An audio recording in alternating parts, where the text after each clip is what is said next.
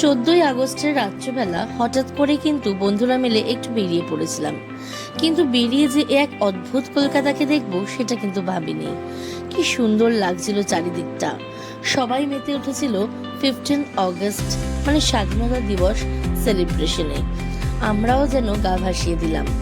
চারিদিকটা সবুজ সাদা গেরুয়া রঙে ভরে উঠেছিল, দেখতে কিন্তু অপূর্ব লাগছিল। যাই হোক, আমি হলাম শ্রীলেখা মিত্র দেব। দেখতেই পাচ্ছেন আমার একটি নতুন ব্লগে আপনাদের সকলকে ওয়েলকাম। তো ময়দানের রাস্তা ধরে রাত্রিবেলা কিন্তু গাড়ি আমাদের ছুটছে, যাচ্ছি কোথায় দেখতে পাবেন, ভিডিওটাতে চোখ রাখুন।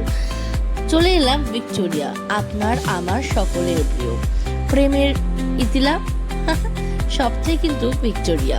আর তাকে যদি এত সুন্দর করে সাজানো হয় রাত্রিবেলা কিন্তু আরো যেন মনোমুগ্ধ হয়ে যায়। একটা ছবি তুলে নিয়েছিলাম, কারণ ভিডিওতে কালারগুলো কিন্তু স্পষ্টভাবে বোঝা যাচ্ছিল না। তো বন্ধুদের সাথে রাত্রিবেলা কিন্তু একটা আড্ডা মারার জন্য জমজমাটি জায়গা হিসেবে ভিক্টোরিয়াকে বেছে নিই, যে খুব একটা ভুল কাজ করিনি সেদিন রাত্রে, সেটা কিন্তু ভিক্টোরিয়া এই প্রমাণ করে দিয়েছে। তো যাই হোক, তারপর অনেকটা ওখানে টাইম স্পেন্ড করলাম, একসাথে ফটো তুললাম, ভিডিও করলাম, আর তার সাথে কিন্তু মনোমুগ্ধভাবে ভিক্টোরিয়াটাকে শুধু দেখেই গেলাম। আর ভাবছিলাম ওটা হয়তো স্বাধীনতা দিবস সেলিব্রেশন, তারপর না বুঝলাম ওটা বার্থডে সেলিব্রেশন হচ্ছে। তারপর কেক মেরে নিজে একটুখানি রিলস বানিয়ে নেওয়ার জন্য সৌনককে বলেছিলাম একটু ভিডিও শট নিতে। আর দেখুন, আচমকাই কিন্তু আমার এই ভিডিওটাতে কি সুন্দরভাবে কালারগুলো স্পষ্ট হয়ে উঠেছে, তাই না?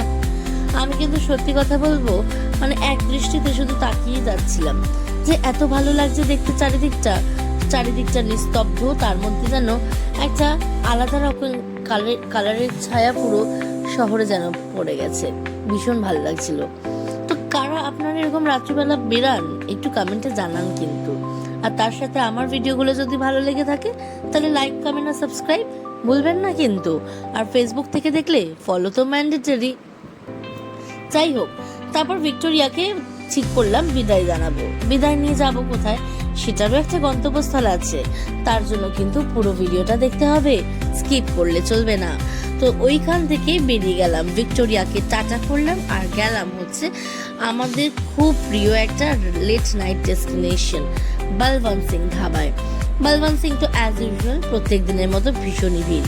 চলে গেছিলাম চা খেতে, তো সবাই মিলে দাঁড়িয়ে কিন্তু বলবন্ত সিং এ একটু চায়ের অর্ডার করে দিয়েছিলাম, চা খেয়ে নিয়েছিলাম, আর তারপর আশেপাশটা একটু ঘুরে নিয়েছিলাম।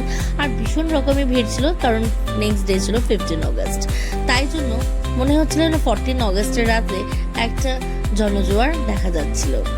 তারপর কিন্তু কিছু জিনিস খেয়ে নিয়ে আমরা বাড়ি চলে এসেছিলাম। এইভাবেই সেদিনকে রাতটা কিন্তু দারুণ কাটলো। দেখা হচ্ছে আপনাদের সাথে পরেও একদিন নতুন কোনো ব্লগে। টাটা।